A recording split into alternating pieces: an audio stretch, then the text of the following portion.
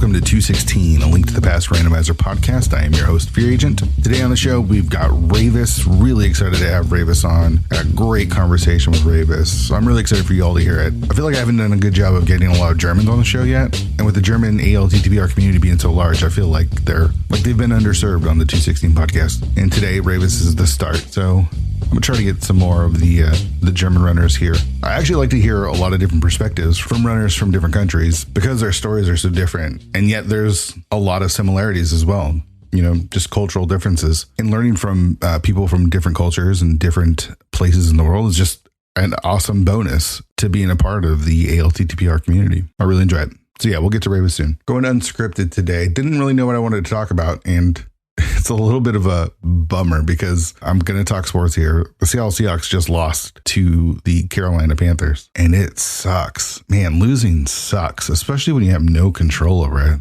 Comes down to expectations, though, right? Like going into the season, the Seahawks were supposed to be a pretty bad team. Like I was cool with whatever happened, and then they started winning, and the expectations changed. But they are regressing towards what everyone thought they were at the beginning of the season. So I don't even know. It's tough. I think there's something that can be translated to rando through all of it, right? Like managing expectations. Everyone wants to win. I want to win.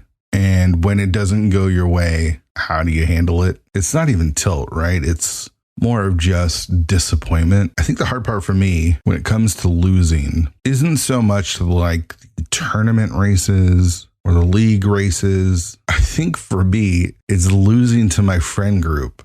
I think that's harder for me. I think part of it is because of who I play with. Like my friend group are like really good. They're like some of the best runners in the entire community. And so when you play pickup races with them, and they consistently beat you, it feels like you're not progressing. When really what's happening is I'm playing against the best, so it helps me get better when I play others. So really it's just about changing the perspective, changing my outlook on how I go about these races. Like playing against wall kicks consistently in cross keys, playing against Ramon consistently in cross keys makes me a better cross keys player because I learn from them. I see what they're doing. I see how they're routing the same seed. It challenges me. It pushes me even when I lose. Maybe that's the perspective I could take. I think it's hard just dealing with disappointment too, right? Like football, I had no control. And in this randomizer, you do have control, but it is random. You can follow the logic, but there's a randomness that's out of your control. So what do? Just keep swimming, I guess, right? Like Dory says, just keep swimming. I don't know. All I know is that I'm pissed off. Stupid Seahawks. Let's get to some of the open league playoff. We've got some teams already advancing. The invitational playoffs will start today. So we'll be covering that on the next episode. But for the open, we've got some results. So we have Taunt the Frog over the Pug Hunters. They won 3-0. Right now, we've got Crystal Roller Crew up 2-1 on the long shots. Asai is up 2-0 on NDA. Aga's Backup Dancers took out You Got Poutine on My Cheesesteak 3-0. But We're Buddies is up 2-1 on Great Name Pending. Saha's Kids won 3-1 against Die Nyson Freger. Yet Another Bonk won 3-1 over No Shovel No Go Mode. And Spoiler Luck won 3-0 against Rage Against the Manette. So 5 of the 8 matchups are finished, and they'll be playing next Monday against the teams with the bye. Everything gets reseeded, so the top seed will play the lowest remaining seed. Now, we do have one of the matchups set for round 2, and that's Kabuki Hundo Activist Department. They'll be taking on Aga's Backup Dancers. So that would be pretty cool. The playoffs have been a lot of fun to watch over on Speed Gaming. And I think there's been a couple on the league channels as well. So check those out. It'll be a busy week as the Invitational kicks off. Looks like we got 2 races today on Monday, December 12th, with Radical Sniper taking on Telethar. That's JK LOL versus the OK Dudes. That, I believe, is Pseudo Boots Cross Keys. And then we have Maniacal versus JP. That's Bottles on Empty versus WJPDTB. And they're doing some Kaz boots. And then if you look at the schedule, which you can find at schedule.speedgaming.org/INV League, there's a whole bunch of races this week. For the Divine Beastie Boys, I will be playing Homemade Beer on Wednesday, December 14th at 3:10 Eastern. We're going to be playing Open Hard MC Shuffle. We've got Gamachu versus Moogle Charm on Friday, December 16th at 1:10 p.m. Eastern. So check that one out. And then our third match isn't scheduled, but I think it's going to be next week. And that will be Ramon versus Jula Ninja. So really excited to play against this team as we're friends with the whole crew. And it's fun to play against your friends until they beat you. 216 Weekly still going on. We had the craziest seed last week with a Gold Rush plus Key Sanity. I don't want to give it away. I would recommend checking out the VOD on my Twitch. I am slowly uploading them to YouTube, so you can check them out there. But this Gold Rush plus Key Sanity mode was bananas. It was chosen by James FNX. He was actually in the booth with me to go over this crazy seed, and we had Scottish Brave versus Captain 1977. Captain was able to take the win, and for next week's mode has chosen 80 keys with boots. So that's what we'll be playing this Saturday, noon Eastern. There will be no restream for the rest of December. There's just too much going on for me on Saturdays with the holidays and family stuff. So no restream, but we still will have the races. Another reminder, there are bonus episodes to all my Twitch subscribers. So if you subscribe to my Twitch account, twitch.tv/fearagent_, you get access to a channel in the Discord that has access to each bonus episode that drops with every episode on Monday. At the end of the season, I will be taking all those episodes and putting them in one giant episode and releasing them on the main feed. So no one will miss out on these episodes. But if you want early access to them, use your Prime sub on my Twitch account. All right, so let's get to Rayvis. Really great conversation with Rayvis. We talk a lot of different stuff. I learn about handball. I learned a lot of different stuff about Rayvis. I love doing the show. I love hearing their stories. I love hearing people's perspectives and like learning about different like cultural things as well. And had a great time talking with Rayvis. I hope it comes through. So let's get to it. Here's Rayvis. All right, Rayvis. I'm ready. Thanks for doing the show, man. Man, I thank you. I mean, it's nice to be part of something like that. Yeah, I'm really excited to hear your story. I haven't had a lot of Germans on the show, and I feel like the German community might be a little underrepresented on 216 so far. So you're here to kind of get the German quota up. I mean, someone has to, right? So someone is. Yeah, someone I mean, is who always else than Rayvis? Yeah. You've been around for longer than I've been. When did you first start playing Link to the Past Randomizer?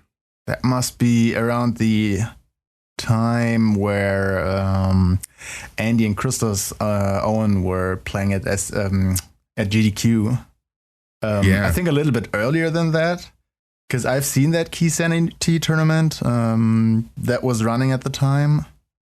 But I've seen Zelda 1 randomizer before I even went to a Link to the Past randomizer. And even was very mad about a Link to the Past randomizer because always I was missing my races that I wanted to watch from Z1. And then at some point, I said, I don't want to miss the next match, so I'm going to watch this now, so I can't miss. And then it was a super close race and was super exciting. So I kept watching A Link to the Past. And yeah, that's how I got into it. So I think it's like January 2018 or something. Yeah. Yeah, it was same for me. That was a really big moment as far as my like rando history would go.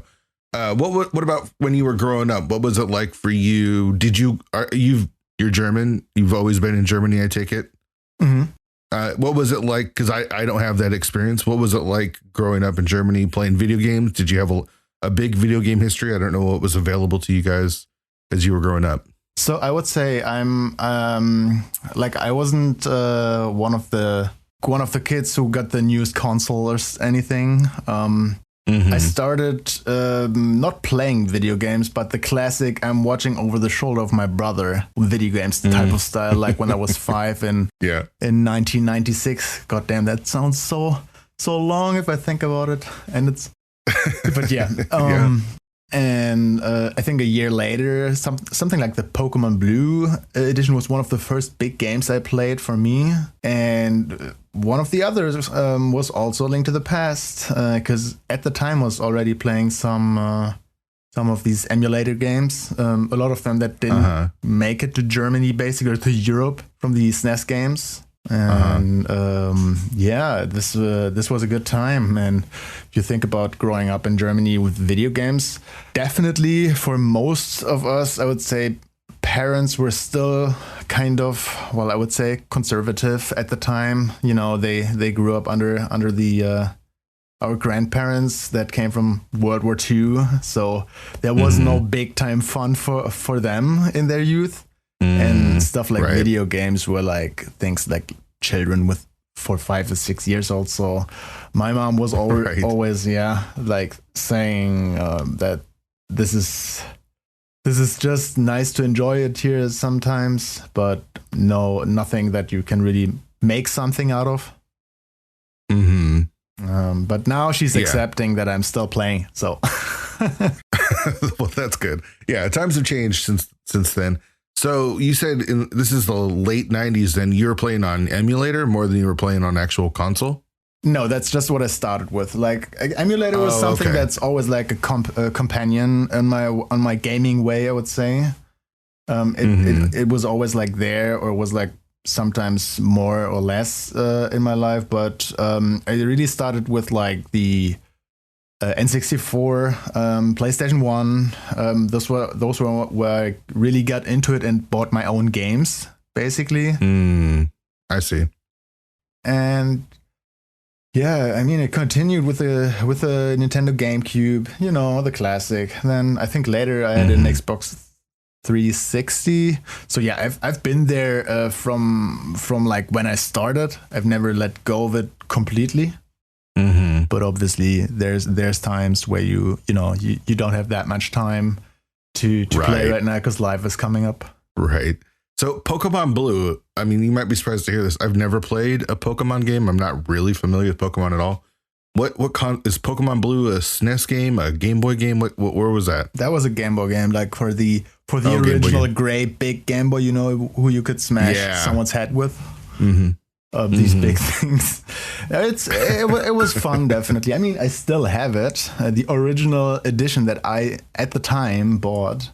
Yeah, this was a great experience. Like you felt like you were really a Pokemon trainer at the time, you know, and then taking the link cable, fighting against the Pokemons of your friends and stuff. And this was a good time back then. Is that what it was? You're able to actually play with your friends? Because I actually never had one of those original Game Boys. I played some of my friends. I played like Tetris and Super Mario Land and stuff like that, but I never had one. So I didn't really get a chance to get into things like Pokemon, which were kind of big on the Game Boy. So you were able to actually connect it to another Game Boy through a wire and play Pokemon with each other? Yeah, I mean, this was more like trading and fighting, obviously. But the thing was at the time such a link cable. It was really rare. So if you found someone who had such a possible option or like a possibility to connect with each other, you got to take them as a friend. Sure. Try to find anyone that can play this with you. Yeah, for sure. Oh, we were a lot of people. It's just nobody like basically had this connection cable, or like a few people only. Because like this was like, if you don't have someone who you know you're gonna play with, then most people wouldn't buy it, right? Because like sure, it would be nice to have it. Like today it's completely different, but at the time, that was a different spirit, I would say, about having like these options to play with each other. Was there any games that interested you in speedrunning? Did you have an idea that you'd be into speedrunning? Because Link to the Past Randomizer isn't speedrunning, I guess, but it's on the cusp of it, right? I mean, it is a different form of speedrunning. It's not the classic speedrunning what you think it is, but it is still a form of speedrunning. Right. I've been in the OOT community for a long time, more like a passive watcher specifically, and you know, offline tryout and play a little bit player. But I've never like really speedrun before, even though I did some like OOT any percent later on. But for like 10 years, I was a heavy ZFG watcher. Cheese at the time when he played OOT. The time when OOT 100% basically was on its peak, where so many players played OOT 100%, and you could go into any chat, even if they're only practicing. You could play OOT yourself, try to get some setups, have fun with the streamers. That was a good time, but I've never actually speedrun like basically anything. Like I tried here and there later, but for most of the time I was more an enjoyer of speedrunning.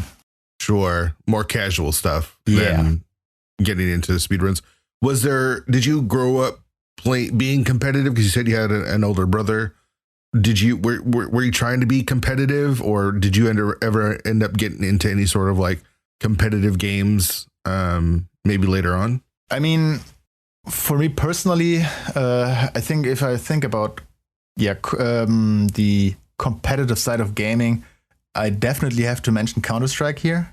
That's something like I played when I was 14, and I'm 31 now, so that's actually quite a lot of time. Yeah. Was it 1.6 or exactly? Okay. Yeah. Because I was super into Counter-Strike too. I mean, I had it was mostly Source. But I see. I had a clan, and we had LANs, and I ended up getting the job that I currently have now through the clan that I was playing Counter-Strike in. So yeah, I was super into Counter-Strike for a good like 5, 6, 7 years. That's amazing. I've been into a couple of teams, but never really made it big time. Like we played some ESL stuff, but never like made it anywhere mentionable, I would say. Mm-hmm. But you were playing competitively then, Counter-Strike. That was sort of you're into some sort of competition video game wise? I mean, not with other people outside of my neighborhood, I would say. Like Counter-Strike was as far as it was able to go, because I did a lot of IRL sports. I had done a couple of sports and clubs, so there wasn't really the big time for that. And also, again, my mom wasn't quite the friend of video gaming, specifically if I wanted to invest time. And if you want to play something competitively, obviously you need to take some time to, practice, learn stuff, analyze. And that was not that much possible. I was more of a handball and a soccer player. I see. Yeah, I did some athletic. Soccer? You actually call it soccer? I don't know what to say, because all the time if I say football, everybody's like, wait, which football do you mean? So I got used to saying soccer now, because that makes things easier, even though I hate it myself. Yeah, I'm always surprised when I hear someone from Europe use the word soccer, because it just feels so, it almost feels wrong. So you were into sports then? Sports was your competitive outlet Big time. Even now, I'm still playing handball. Like, I don't know if you know the sports. It's basically, it kind of looks a little bit like a combination of basketball and football. Like you have a half circle around a small goal. And this half circle is like 6 meters. Circlement, I think is what you call it. And I'm not sure. But anyway. That's fine. Yeah, I get what you're saying. I got the idea of it. Yeah. Yeah, you have to dribble like in basketball. And this is a heavy body contact sport. Like if you're afraid to get touched by someone, potentially even get a little bit hurt, you are wrong here. This is a full body contact game. Not as hard as rugby, obviously, or like football can be, because we don't have that big of a space. But we also do not have any protection gear, besides maybe on the knees. But it's super fun, and Germany is one of the, if not the nation of that sport. So it was pretty easy to get in for me as like in Germany, because it's a very well recognized sport. So how big is the ball? Is it like a basketball sized ball, or is it smaller? No, it's definitely smaller. Okay. It is, how big is it? I mean, I have one here. It's like bigger than like a tennis ball, right? For sure.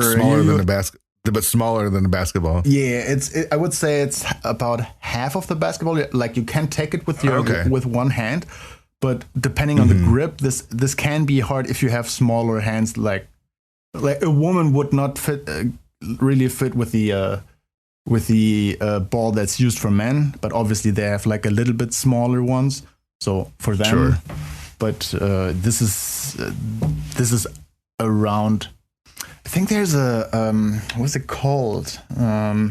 There's this other sport where you throw the ball against the opposition team, and then they're out. Uh-huh. Oh, dodgeball? I think it is dodgeball, right? And I think the ball is a tiny bit smaller than that one. I see. Okay, yeah. So like when you're dribbling it, people can just like come up and run into you and try to take the ball away from you? Is that how it works? So, I mean, if you have it in both hands, they are not allowed to just take it. Most of the time they will like try to literally hold you, like with the left hand trying to hold the arm where you have the ball, so you can't really pass it around, lay the other arm around your body to keep you in position. So it's like you have to be ready to either stop someone who's taking like 2 or 3 steps and fully rushing into you, jumping up, and then throwing the ball, trying to get the goal.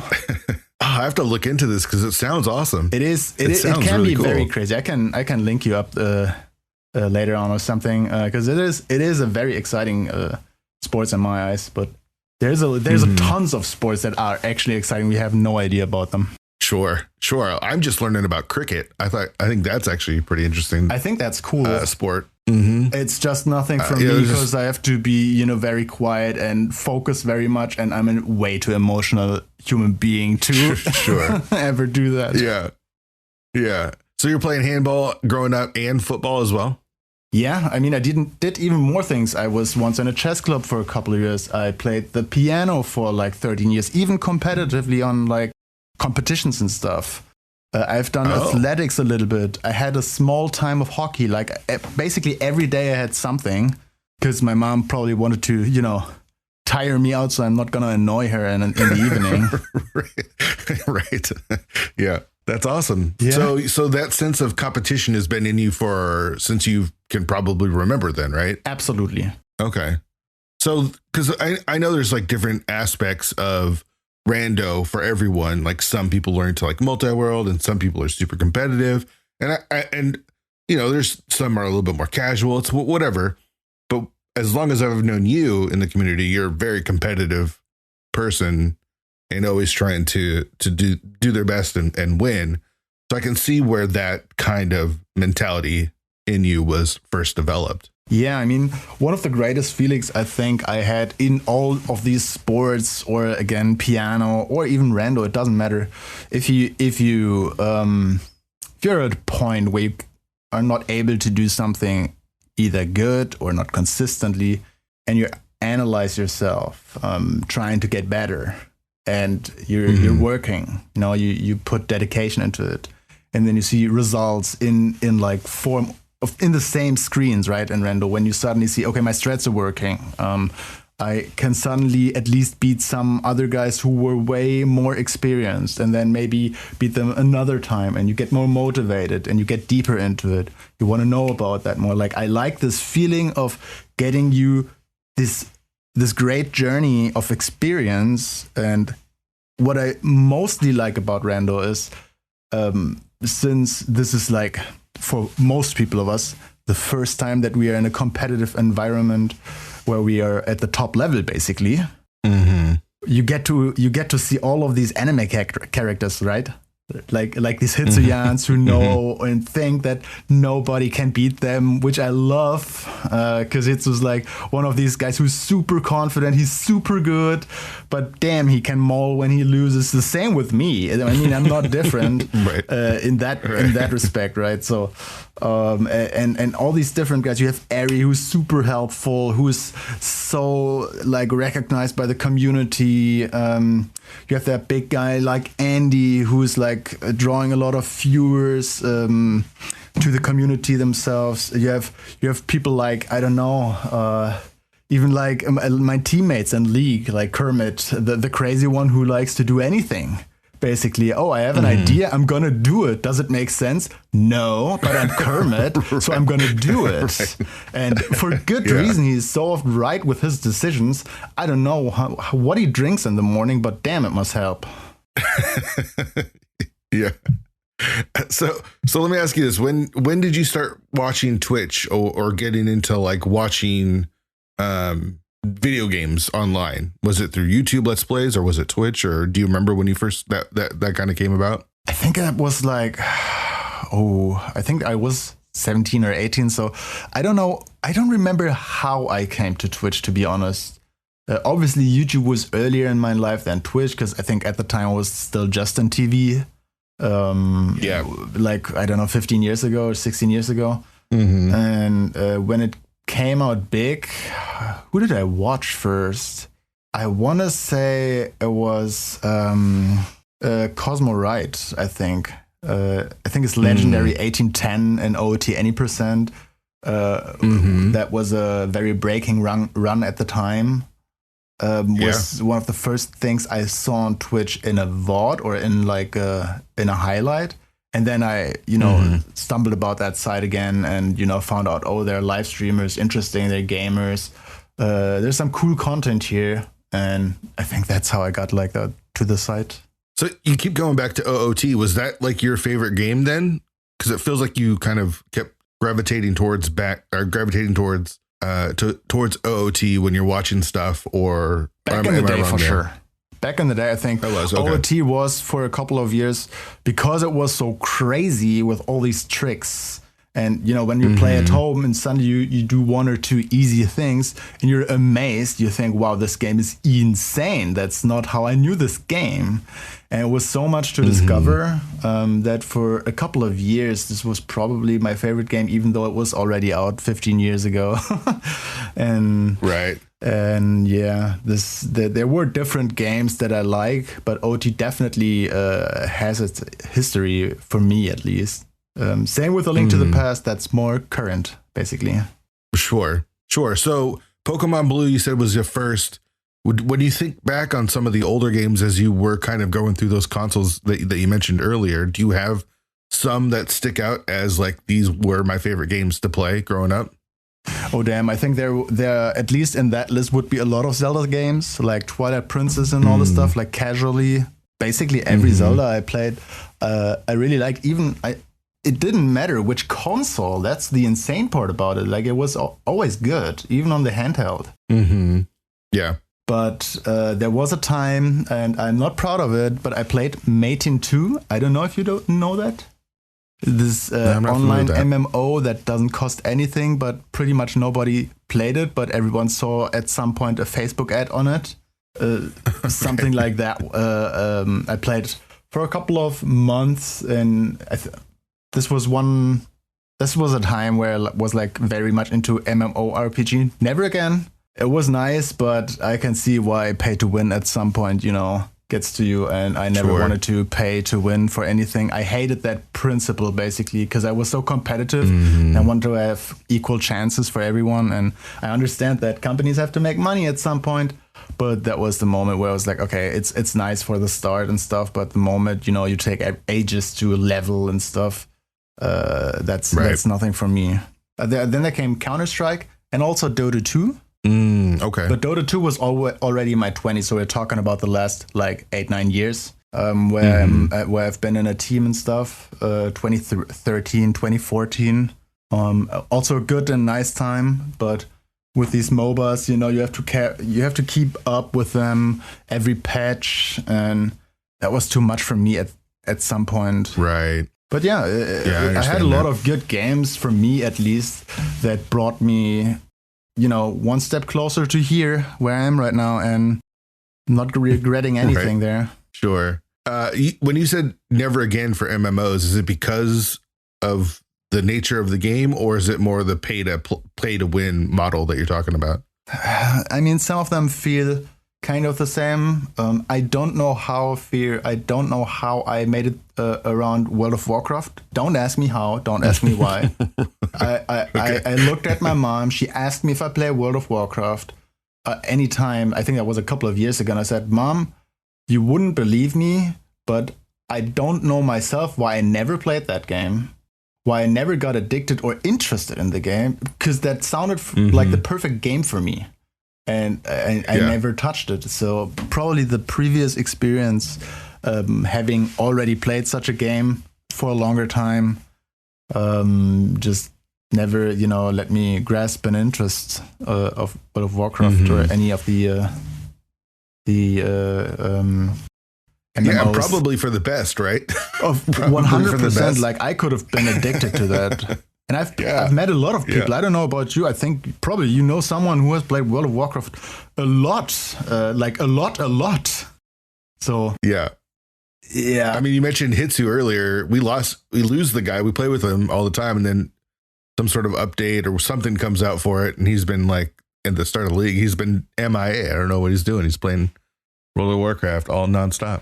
Well, you have to see from the positive side, right? For example, I know that Hitsu and the Lane actually met in World of Warcraft before, going to random together. So maybe Hitsu's just fishing new talents. Awesome. Sure. Yeah. It's easy to shit on stuff, but it's also fun to look back and see how it's impacted the things positively as well. So let's kind of get back into Rando. Sure. You see the race, you kind of see some runs go, and you get interested. When do you start picking up the game, and did it take you a while to start racing, or how soon did you get into racing it? So when I first started playing Rando, that was in the beginning of 2018. I didn't have the computer to stream, so racing in that regard was at least not easy for me. I didn't know anyone basically. So what I did was I did play for myself around half a year, maybe a little longer. And then I was able to buy a new computer, and I was making sure that I can stream on Twitch because I was hyped about all this Rando stuff that was going on. I still have a tweet, a very, very old tweet, where I was tweeting at the A Link to the Past randomizer saying that I'm ready to join the forces and, take the community by storm. And I was super hyped that I can finally join a lot of people. And that was the perfect timing because that was like in the summer of 2018. And then like 1 or 2 months later, that was the first German tournament. I didn't know anyone, but I was able, to compete with others. And it was so much fun doing that I just kept going. And as frustrating as it a lot of times is in Rando, it is still cool to compete with everyone on these tournaments and ladders and dailies. It's I still think it's super cool, and it's super fun that we can do that. Yeah, for sure. So I mean, the German community is probably the second largest community in all of Rando, next to the States, right? It's a really big, strong community. When you got in, there was a German tournament going on. Was the community pretty big at that point already? I mean, the first German tournament still had, I think, 64 players. But there were different names that you will never see again in the German tournament, like names like El Magus, for example. Like I remember El Magus, yeah. And we had a couple of these. But what's more interesting is that to the second tournament, a lot of people of the first one weren't there. But from the second tournament going on, the community basically was increasing. Like we have a lot of people who started in the second tournament and are still playing here on this day. And I don't know why a couple of the ones in the first tournament didn't enjoy it that much. Maybe they were just done with Rando at the time. But it's interesting to see that most people that are competing at the tournaments are continuing, because I think the hunger is there for people, and we have a good community to welcome someone and help them out when they want to learn. And I think the timing of the German tournament is always pretty good because it's always right before the main tournament. So people who start playing Rando in the German community get told that there's for once the qualifiers where they can compete with others, and even if they don't make the main tournament, we have that Challenge Cup as well. So people definitely can stay, because after that national tournament, you always have some international stuff, and that's what people enjoy there. Why do you think it's so big in Germany? Is it just everyone's sharing it with their friends and everyone's into it, or what do you think it is? I think there was So generally, I would say the work of the admin communities in general to welcome new players is very good over the time. This is one of the most important things, I think. If you want to have new members, new people in your community, you have to welcome them and in a way that they don't feel pressured and have options to explore for themselves. And I think that was one of the biggest things that we could offer here. Even though, I mean, the German community can be as toxic as the one in the States, right? Obviously. I mean, yeah, any community can be toxic. You're never going to find a community that doesn't have some sort of toxicity into it. It's just how much can you manage the toxicity, right? Exactly. There weren't many German streamers at the time, I think, when we were playing the daily races on IRC, SRL points, right? Hunting those. And time after time, people came. And that was like a big tree, right? Like you had one person, then you had two, then you had 4, 8 and stuff. And it just kept going. And I'm surprised myself that we are still growing like hell. Now we have that Denzen, who's a couple of months into Rando or playing actively Rando. He's bringing new people, obviously. And Twitch in general is booming in Germany even more than it was like 10 or 15 years ago. And I think that's like one big part, that there are so many German community members and even growing numbers. Yeah, it's awesome to see. It's really cool to see how many Germans are playing and how big that community is. It's almost like there's just so many that it's like you said, can have their own tournament and have so many people competing in it. No other country has that going, right? Like I know the Spanish speaking communities have kind of banded together, but the numbers aren't what the Germans are, and the French are doing that as well, and the numbers aren't what the Germans are. It's just cool to see the game really explode over there. To be fair, the French community is pretty big. I don't know if they're smaller than us, but they are still pretty big, I'd say. But yeah, I mean, we benefit from basically the language, right? It's not just Germany. Like Eri is Dutch, Hitsu is Dutch, right? Ramon is Austrian, right? We have a lot of German-speaking people. I don't want to like degrade them or anything, but it's not just Germany. We have to make sure that we take everyone in. And a lot of people are very welcome, even though they might not speak the strongest German. And we have also for example, some people like Jubero, like Julian Berlin, who's German French, I would almost say, even though he's actually French, but he lives in Berlin for a long time. So I count him as one of our members for sure. And we have so many like connected players who like identify with the German community and a different community as well, like mostly the international, obviously, but also stuff like that. So I think that's pretty cool. And the language gives us the option to fish for more people. I mean, Germany still has a fourth of the inhabitants that the US does, right? We still have 83 million people here, plus Austria, plus Switzerland. So we're getting around 100 million. So it's not too shabby from the amount of people. Yeah, it's awesome. So the Seattle Seahawks were just in Munich this last weekend. Yeah. And it was one of the coolest things to see, like the German fans in Munich. They were so intense and they were so into it. And it's American football, and yet they were so like passionate. And because I'm a Seahawks fan, there was a lot of like behind the scenes stuff going on during the week. So we got to see a lot of different like touristy stuff in Munich as well. And it just seems like such an awesome place. And I was along with a lot of the other American football fans, were so impressed by just how cool and passionate the German people were for the sport that's not even their own. It's weird to say that for me. Being proud of something in Germany, as you can understand, that's a bit of a twisted feeling. But I think Sure. we can be pretty proud to be very open to new things. It was the same with the WWE, right? There was this guy Tim Wiese, a former soccer or football player, whatever you want to call it now, and he was like, it was in question if he would like to join the WWE, and they had like a show match in, I think, Frankfurt, and similar to the to this football game that they had in Munich right now.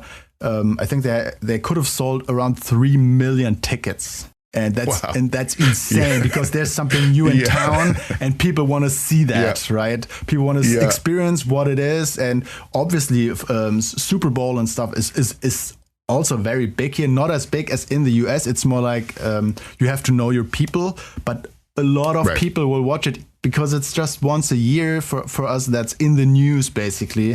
So everybody gets reminded. And then, everybody likes a little bit of a competition here. And surely it's the same with like the World Cup coming up in Qatar. Yeah. And for sure. Yeah, I think people are very open, specific to US related things. Obviously for historical reasons as well. But there are a lot of things that we think overseas are cool. There are always some things that we don't like overseas. But we won't import those. Like, I'm sorry to say, but keep Orange Man to yourself. We don't want it again. What's that? The Orange Man. I mean, that politics Orange Man. Well, let's not get into that one. Right. I got it. I got what you're saying. For sure. We are over here and thinking hopefully everybody forgets where his dad came from. Yeah, I feel the same way. I feel the same way. To close up the gap on the whole, because I don't want you to have to speak for all of Germany and all of the German runners. I want you to hear your story and stuff for sure. But it was cool to see how passionate it was over there. And I know that the people in the NFL were like, we got to go back. And I think it'd be an awesome place to see a Super Bowl. Honestly, I think it'd be really cool to have a Super Bowl. If that would happen, and Germany. I could get a ticket, I might literally consider it, because like when will I ever get the chance to see the literal best football on earth that will never come to Germany except that moment, because that's a chance that I want to take. Right. Yeah, I imagine tickets would be super hard to get though, because just for a regular season game, the Seahawks versus the Buccaneers, I heard like the requests were insane, like just insane. So yeah, that'd be pretty cool. Yeah. So back to Rando when you got started, man, we got circled around. Back to Rando when you first got started, you actually, and I don't know how much you want to go into this, but you became a meme for a while. Do you remember the meme of who the fuck is Rayvis, or was it who the fuck is Rayvis, or who the fuck is this guy, or something like that? Do you remember that? I was because that was early on when you started. God damn it! Why am I know who it is, but I'm not getting the name right now. It's on my tongue. Gloin was the one that Gloin, of course. Who hasn't raced in a long time, but was a really good runner, and you were new to the community. And the meme of, I think you beat him and he was like upset, or he just didn't know who you were. And that circled around for he's really the reason time. why I want to meet Uckington, whoever that is, because he did the same thing with him than with me. But I think that was a race where he was sure he's going to win. And he was like finishing Moldom 2, hooking over, and then like, Rayvis? Who the fuck? Who are these people? And I didn't even see it. Like, it was Delane who showed me. And I didn't even know that it became a big meme. I knew some people were talking about it, but mostly from the German community. And when I was at SG Live in 2019, we traveled together, Herfy, the Lane, Jem, and myself. And we were picked up by Korek, Ag the Boker. And I was, when I first met them, I didn't even know who was who, because like I hadn't had the biggest connection yet to the international guys, at least only, I would say only to the names, but not to faces. Sure. And Korek was like, hello, I'm Korek, nice to meet you, Rayvis, and stuff. And then I came to Ek. And Ek looked at me, and I held out my hand. And this guy didn't even take my hand. He waited for a second or two and shaked his head and only said, who the fuck are you? and then he started laughing. So I was shocked for a moment because like I didn't know how to react. And then when he laughed, I knew he was just talking about the meme. So yeah, that was like my first big experience. Like, oh, I think more people than I thought have seen this clip. And I went back to it and it had like I don't know, a couple of hundred clicks. So I knew, okay, a couple of people have seen that. Yeah. So yeah, cool, I guess. It sort of came and went, but it was, I mean, I thought it was funny because again, you and I started around the same time, and here comes a new guy just like me, beating one of the, you know, bigger names in the community. And I don't know. It was a good moment as a new runner. I think that actually was my first daily when at the time, if I remember correctly, maybe my second. Like there was a time where I played daily so aggressively. I stood up at night to get the American one because that one was mostly, well, I wouldn't say easier, but there were only, and I say only, like a Buane and maybe one or two more at the time that was so insanely good. There was no additional Bonta, the lane, and whatever the guy's names is that joined in the EU times at the time. So I was very aggressively trying to get that one daily, even if it's like an open, a standard, a Kisanity, nothing crazy basically. And when I finally got it, I think that was basically the race, and Gloin made himself a legend. Yeah, for sure. So back in the day when you and I started, there was one SRL races and two the dailies. There was two dailies on speed gaming. It was like a 2 p.m. Eastern and a 9 p.m. Eastern, and I think those were like the main ways of racing rando. There was pickup races here and there going on, but those were like the two big dailies. You had the Saturday race and I think the Sunday race. The Saturday, I think, was casual boots and the Sunday was open weekly. It was standard at the time. It was standard Saturday and also not restreamed, but it was also earlier than the Sunday race. But yeah, in general, like that was our competitive environment plus the tournaments, right? Right, but there wasn't like a tournament constantly going like there is now. There was like the main tournament, and you talked about a little bit about the Key Sanity tournament, and there was some tournaments here and there, but it wasn't like, it feels like we're in a different part of Rando where things are constantly going with a ladder and a tournament after tournament after tournament after tournament. I mean, massive props to Danka, right? Basically, with the switch from IRC to race time, there was some sort of a hangover, I would say. Plus, I think it was COVID at the time that was just starting around, if I remember correctly. And then more or less, Danka with his team single-handedly saved the competitive environment, and not even only saving it, but bringing it to the next level, like being able to compete every day for actual points, not for SRL points who were messed up as hell. So, like, that was a completely different. D-Will. Yeah, D-Will, the legendary number 10, by the way, on the leaderboard. I looked at the leaderboard like a week ago when I was talking to someone else saying, yeah, we were running on SRL, and he said, what is SRL? And I was like, oh man, you're such a freshie, bro. So, do you miss those days though of the big races of the, you know, because now it's everything's more one-on-one, and back then it was giant group races. What do you prefer, the one-on-one, or what are your thoughts there? Since a year, I'm actually kind of joining like every 2 or 3 weekends at the weekly Sundays. So I'm actually still having these big races. Like did you see last Sunday? Holy moly, did you see that lineup? There was like Gamachu, there was Scholzer, Artie Walsh. There were so many, like Ninjambro. There were so many good races. It almost felt like a throwback race because there were so many good names. Like usually when I play these weeklies, I'm at the top or maybe the second top on the points with my, I don't know, 2,700 points. And then suddenly these 3K dudes come in and say, yeah, you guys, we're going to take over here.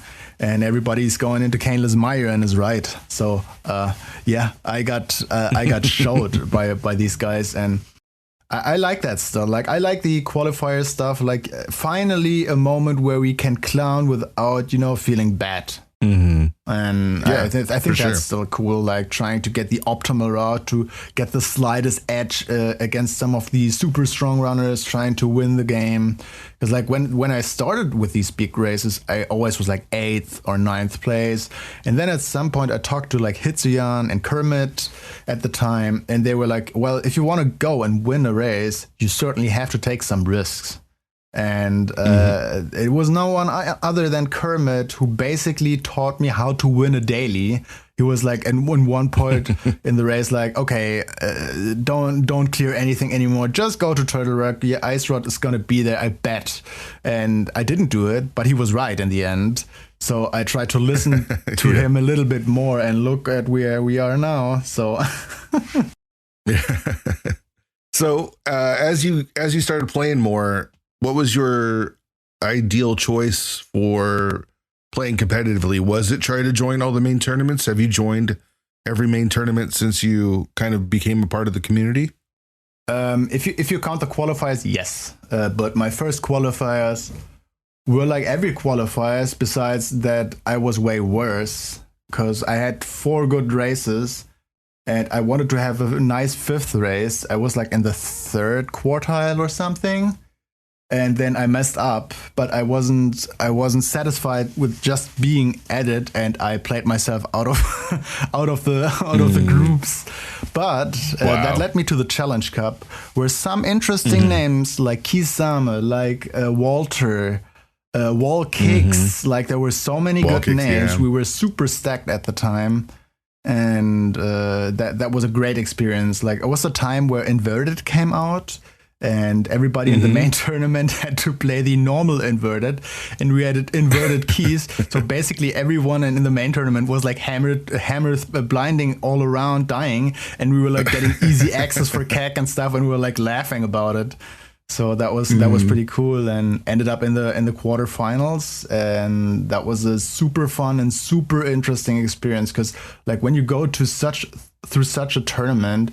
With like deeper into the stage, you get into that. You get at some point into that, you get your competitive spirit, you see, other guys, you watch them, you learn from them, you try to see their tendencies, like you try to analyze the game even before it happens. And that was so cool that I wanted to keep going. And then the last 3 years, I made it to the tournament, to the main tournament. Always in the 3rd quartile, but always as the first place in the groups. But also always going out in top 64. So I'm consistent there at least, right?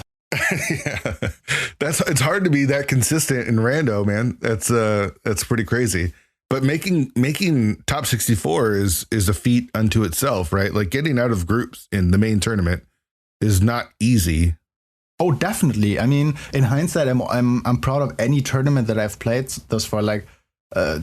There's a stat. I'm a stat lover sometimes. I'm sorry, Fear. But for example, there's a little stat that I'm a bit proud of. It's like every group I attended with going into playoffs, I ended up in 1st place in all the tournaments I played. Wow.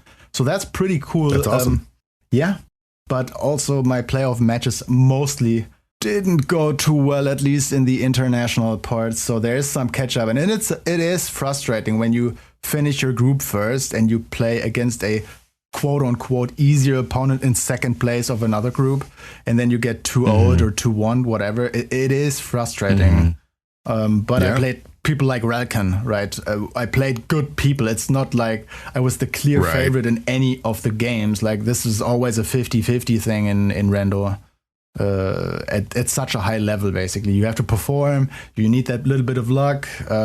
You need to, take some risks here and there, play the percentage maybe, and then, hope for the best and just try to play better than the other runner. And for now, it wasn't on my side, the luck or the execution. I mean, it's not like my brain is always working 100%. We've seen that this league enough times already.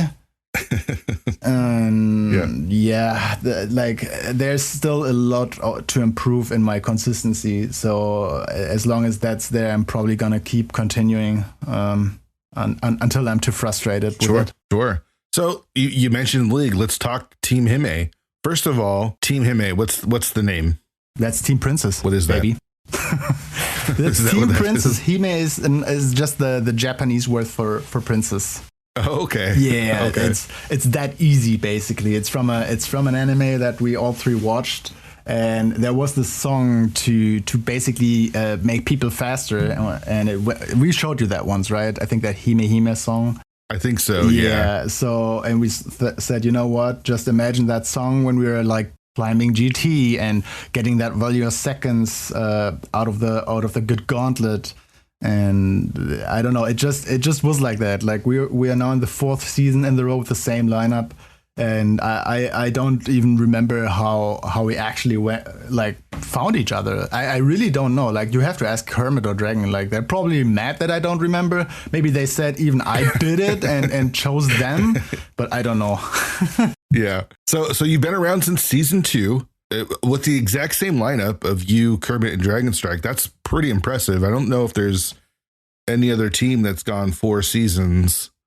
I think with the same lineup. Two Pearl to Furious is still with Trinex and Scary, and then and Spherefinity, I think. Yeah. And I think the leftovers kind of are 2 with Days Cloud. Yeah, they've actually made a couple of changes though. So those are the few that have remained the same. So your first season, you go 8-6. Season 3, you're in the Invitational, but you almost get relegated that season. Dude. And I think what was one of my favorite series of the entire thing was that last one against Tito, against Major Mistakes. Mm-hmm. Yeah, it was Dragon Strike and Kermit versus Catobat and Teto, and it was close. Yeah, we had to 2-0 them, and both races could have gone the other way. Yeah, it was such a relegation is kind of like a kind of a feel bad. It does suck that we have it. It's cool and it sucks at the same time, right? Because it's a feel bad when you get relegated, but it also allows people to come up from the open. I get it, but that matchup for you guys that week, was a co-op. It was some of the best rando I've ever seen. Like I still remember it to this day. Yeah, and I mean, this is what makes rando so fun, right? If there's no relegation, then the spice is missing, right? Like that is what made the situation spicy, because we had to assume we couldn't play Invitational next year, and nobody at the time.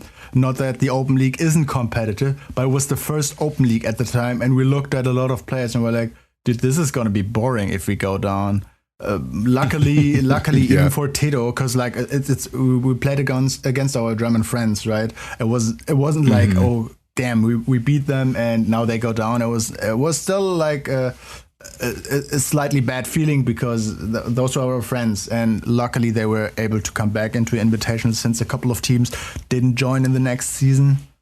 So we didn't really feel so bad. But that season 3, I remember talking to you saying we will not stand a chance in this group. You were fully confident in us. We were like looking at each other and was like, dude, there's someone confident in our skill, but it's not us. It's someone else. What is going on? Yeah. And I mean, you guys have been good ever since. It's just one of those seasons that just didn't go your way. Now, let me ask you this, because you had 2 games week 7 that you didn't play in, right? So you are just a part of the team, but you didn't play in either one of them. What was it like as a spectator, knowing that if they don't win both of these, we're getting relegated? What was it like as a teammate? So when we played against Major Mistakes, we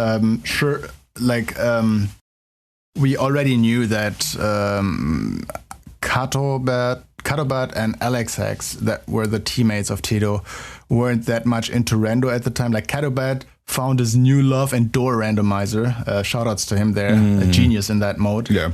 And Alex was like a little bit burnt off. So I knew at the time that we are probably the big favorites here. Like it depends on them to win the game, not on us. Because I had full faith in my guys. Not that I don't have faith in Tito or Cato or Alex, but I thought that my 2 guys are the favorites here in that combination. And you can see that, I think, a little bit. Like we 3, even though we haven't met in IRL yet, I'm gonna probably meet a Dragon in the next year at some point. Maybe Kermit as well. But even though we've never met, I would definitely say we're very good friends. Like it's not like we're playing every day something together, but our team chat was never inactive. Basically, we were still talking about random related things, other games, other topics, and that's like. That makes me so comfortable and proud in the team, even though I'm not performing in any of the league seasons. Fear, like I'm always negative in stats. I'm always losing all the group matches for some reason. I'm only popping off in playoffs, and we only did that once. So, actually twice, but the other one was like against Yoshi and the lane, and who was the third one? Was it Ramond? I don't know, but yeah, some great guys were like we were clearly the outside force who tries to snatch a win. Yeah, it looks like season 2 you lost to Team Awesome, which was Hitsu, Yoshi, and Ramon. Oh yeah. Right. And we had who ended up winning. Fun fact: the race before that, we played Major Mistakes, right? Which we played in the next season in relegation. So there you go. Yeah, yeah. So I take it that Team Hime is just having a good time despite the ups and downs, right? It feels like the results aren't the number one priority. It's, are we having a good time playing this? I mean, if you look at the results, let me check myself. Kermit is 2-1. Dragon is right now playing, is 2-3. And then there's this Rayvis guy who's 2-5. So I don't know, dude. This is my problem. Like I'm the only active runner, I would say, in our community. Like Kermit surely is playing here and there a bit later. Dragon sometimes joins like the German weekly that we have once a week. But other than that, I'm the actually one active runner in the team, and I fail every league for some reason. It's the other guys that get the points for us. So do you understand why they played both matches against Major Mistakes? Because like I don't want to be the one like when I don't perform, like even bring us out of the Invitational. Yeah. So how's this season going? You're currently 5-6. You mentioned Dragon Sight's literally racing as we record this. As you mentioned, your record's not great. You're done playing? I take it. No, I'm gonna play an Animizer. Oh, you're gonna. Oh, okay. So fun part, in all the leagues we either played against Tedo's team or against Schulze Yoshi's team in the last week. This year it would have been the same, but obviously because of things, it's Tedo's team now. But this is gonna be hard again. And Tedo already said, I don't want to ever play you again in the last week. Stop it. He has so bad experience with us. Yeah, but I got my first solo win this league season, so I'm very proud, even though I messed up in the seed. But it was enough finally to win a group league race solo, because when you take 4 seasons to get your first win, you definitely made some errors, maybe too many. And I already felt very, very bad from my teammates, even though we're more chilled and we are competitive. We love to compete, but we're not mad if someone, messes up somehow. And for my benefit, mostly. Sure. You can't get mad at anyone, Rayvis. You're 2-5, right? Yeah, definitely. I have to get back to the drawing board right now. Yeah, right. Totally. So let me ask you this. When it comes to the competitive scene, do you prefer the one-on-ones of the main tournaments and the other tournaments that are just, you versus your opponent? Or do you like the league and the team aspect? Or is it a combination of both? I like both in general. Why I like the league is because of the team tournament, because like this is like a team environment. All my sports, or mostly all my sports I did personally, were team sports. So I like the team environment, but also the one-on-one is I think this is something I enjoy more than I would have done like a couple of years ago. Because like being on your own, like satisfaction only or mostly comes from me when I can share it with someone. So it is sometimes hard to do that solo stuff, especially when you mess up and you have to take full responsibility alone. You can't share your emotions basically because you're the only one who had like actually were like actually in control of something. But when it comes to co-op modes, I think this is now one of my favorite things. I mean, I like the spoiler lock co-op. There's like the most team-based mode we had up until now. in my eyes at least, because it required so much communication and so much like in depth of knowing your at least for a pilot, knowing your runner, how he's comfortable in which dungeons, what kind of equipment, and then what does the seed give you. You have to think, you have to talk, and specifically with Dragon, who is also a thinker while gaming, respect for that. I can't do that. This is like quite fun, but also with Kermit is more like a little bit of the shaky guy who's unsure a little bit and is worrying a little bit too much here and there. Sounds like actual Kermit the Frog. Yeah, I mean, there's some relation there for sure. The name fits. Yeah. Yeah. So I take it you weren't happy to see Spoiler Co-op go or get the X for season 5 then. You're hoping to see it back for season 6? I mean, yeah, definitely. I mean, I thought about different races as well, like different modes, but I've not come up with anything cool yet, which would also be like a 2-on-2 or maybe even something like a 1-on-1 into a 2v2. If I have an idea, we'll post it in the League Discord. But I think when we have like a team environment, we should have a lot of team matches. Yeah. And I mean, we still have Veterans Co-op, right? And last year, for example, when I saw that Veterans is the decider for Game 5 in the playoffs, I was like, why do you bring a mode that's not been in there, that was only in the ladder? Bring it at least into the group stage, even though I don't like the mode, but at least that justifies bringing it to Game 5. Yeah. This year, they brought it into the group, but for spoiler log co-op, so we are all not the entrance players, but at least you can justify the Game 5 now, and in my eyes. Sure. And I'd like to see spoiler co-op return. I think you could do spoiler co-op and co-op veterans. Maybe get rid of the Enemizer one or something. I don't know. Maybe I don't know. Like I'm relaxed. I'm gonna sit back, maybe give my feedback here and there, and see what the admins offer us. And I will say that something is good or not good in my eyes. Not disrespectfully, but at least I'm gonna give my opinion on something. And I hope we will see spoiler log co-op again, because I think this is one of the greatest mod. I've heard that it's hard to like control from the outside, because people could like technically just use the other stream, but that's kind of how this race is going, right? Because I think it's more of the rules lawyering of trying to like parse the spoiler log. Everyone's trying to find a shortcut to get the spoiler logs, and it gets kind of tiring from the admin perspective. I think I'd like to see it come back though. I think it's a fun mode, and I remember watching when we announced it, your team practiced the shit out of it. Holy moly! I was like every day for like a straight month. Yeah, like it was Christmas. Really cool. No Christmas for us, dude. It's spoiler keys. It's spoiler keys all the way. Yeah. And honestly, if I talk with people like, for example, in the German community, like Ramond, like Scholzer, we're all good pilots, and we don't understand why people are not taking the effort to learning this, because it's super fun. And also you get to criticize your runner 20 minutes in the end game. It's great. It's amazing.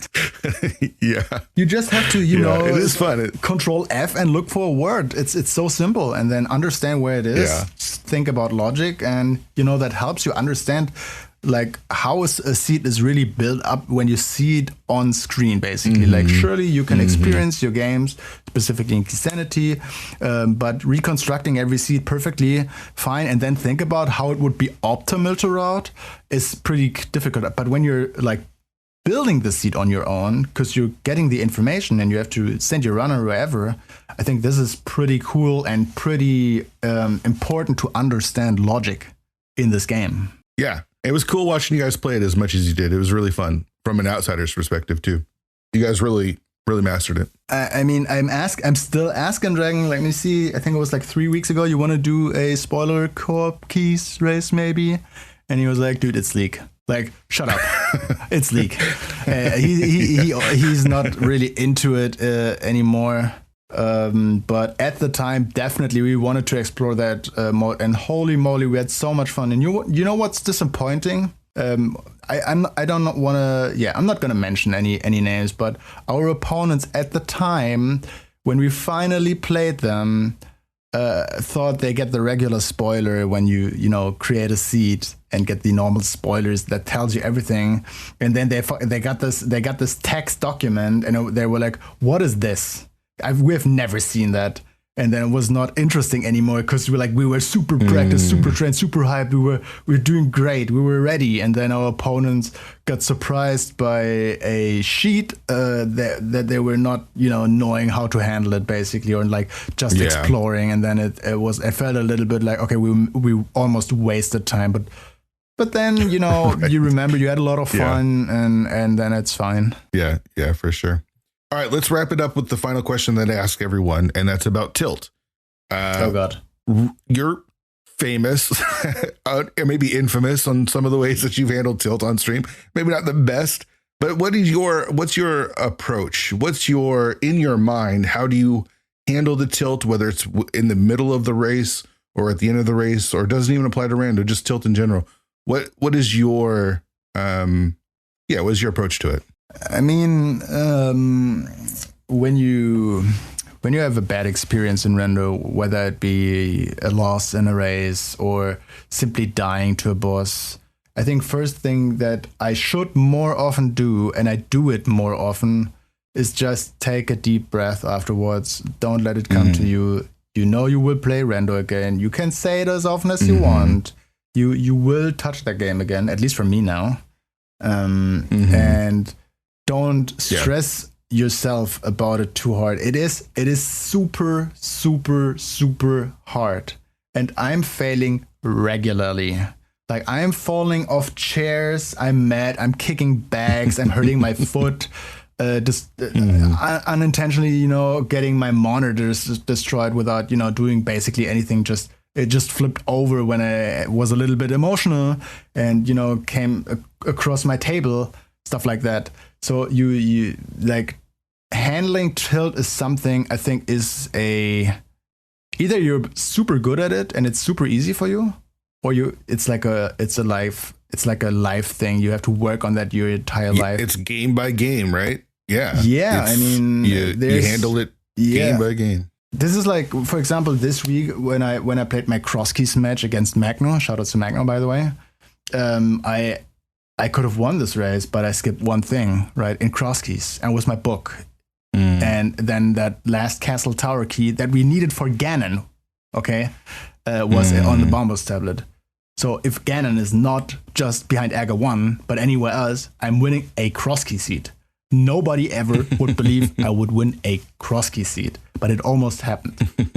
If you think that way. But then you can't be like, if that item is there or this item is there, because that's rando. That's literally rando. That is the random part. Like, that's the part that we can't influence. We have to look at our own mistakes. And for example, I played Scottish Brave on ladder yesterday. We had a mold-on bounce seat with like a flute on floating island. And she can't mold on bounce, so she had to look for, hover, and she had to look for the hookshot. Luckily, the hookshot was in Hookshot Cave. Well, guess who didn't get it? But I was super mad that I lost with like 2 minutes. But when I looked back, I forgot a key when I climbed up GT. I'd had a 14th try mold on bounce. Like, I can't be mad about that hookshot. I made so many mistakes of my own. And when you realize you're making mistakes on your own, then you kind of want to at least get those away, and then you get better, and suddenly you can take on some super strong runners. Like, I think I'm still positive against Eri and ladder because I'm not playing him often enough. And at the time when we played, I was lucky. But there's not only luck; you have to get a certain skill to beat some of these insanely good players. And that like tilt is part of that, because tilt, when you overcome it and you focus on the things that you did wrong, you will automatically become better. And I think that is what people should focus about. Like, obviously, when something bad happens, it happens, right? Not in the moment, but in the aftermath, when you analyze it, try to find the things that you made wrong. And then you will realize you will have less reasons to be tilted about something else when you see that there's still things to improve. And specifically for me, like, I'm a very, very, very inconsistent player. Like I can still died to, I don't know, I died to almost in like a week ago or something, like because I was like in 1.5 hearts. I messed up the quick kill and boom, I'm dead. And that's like, that happens to me too frequently, and I'm working on that. But like tilting alone is not, I think tilting is not something you should look at it as a single piece. Like it's always connected to mistakes and something to make better. Of course you will have your races where you can't do anything, but yeah, mostly just calm down, look at it, and then focus on the things that you can actually work on, and not on the item placement. Because like, yeah, decision making is decision making. If someone wants to play Patterson, they can. Right. Yeah. Great advice, man. It's great advice. I really appreciate you coming on the show. It was great to hear your story, man, and I'd love to hear how passionate you are. I think that's what one of the reasons why I love watching you on your stream is you're a passionate player. You play with a lot of passion. I think that might come from your competitiveness with sports as well. I mean, definitely comes for games as well, I really appreciate it. So thanks for doing the show, man. I really appreciate it. Yeah, thank you for having me. And I had a lot of fun with you here. And I appreciate you that you asked me, out of a lot of Germans, as you said, to be one of the first, at least. I don't know if I'm the first. I don't think so. If I remember, Ari was on your show already. So yeah, pretty cool to be here. Huge shout outs to Rayvis for coming on the show. Big fan of the dude. Big fan of Team Hime. Big fan of Kermit. Kermit was like one of the first people to like introduce himself to me in the community. He even remembers when I went by a different name. When I first started in the community, I went by my actual name and changed it pretty quickly. And he would still call me by my real name. Makes me chuckle a little bit. But yeah, huge shout outs to Rayvis. Thanks again to everyone for listening to the show. Please subscribe if you can. We're available everywhere. If you could leave us a review on Apple Podcasts, that helps the show out. If you could tell your friends about the show, that helps the show out. Make sure you join our Discord. 216pod.com has the links to the Discord. I've been doing all Monday episodes so far for season 3. We'll be back on Monday, December 19th with another episode. We'll be back on Thursday, December 22nd with another episode. And then Monday again with a third episode. So 3 episodes in 2 weeks, a Christmas bonus, I guess. Really great conversations coming up with some really fun guests that I'm excited for you all to listen to. Again, I just want to thank you all for listening to the show. It really does mean a lot to me. It's sometimes hard putting something out and you don't get a lot of response to it, but I see the downloads. I know that people are downloading it and listening to it, and so I really do appreciate it. I also want to recommend the Go Mode podcast. I'm sure everyone that listens to this has already listened to or subscribed to the Go Mode podcast, but their last episode, they had a question from Lou Manga about the tournament oversaturation in the community, and it spurred on some great conversations over in their Discord. I have a ton of thoughts about tournament oversaturation, but coming off that Seahawks loss, I really didn't want to get to it. So maybe next week I'll share some of my thoughts on what they talked about. But I'd really recommend listening to Temp, Dante, and Herv talk about it, because I actually agree with a lot of what they said. And really, if you want to know how I feel, I might not even talk about it next episode. Just listen to Herv. Like I'm pretty in sync with what Herv says, pretty in sync with what Dante says. Check out the Go Mode podcast. It's great. All right, back Monday. Again, thank you all for listening. 216 Weekly this Saturday, noon Eastern. See you next week.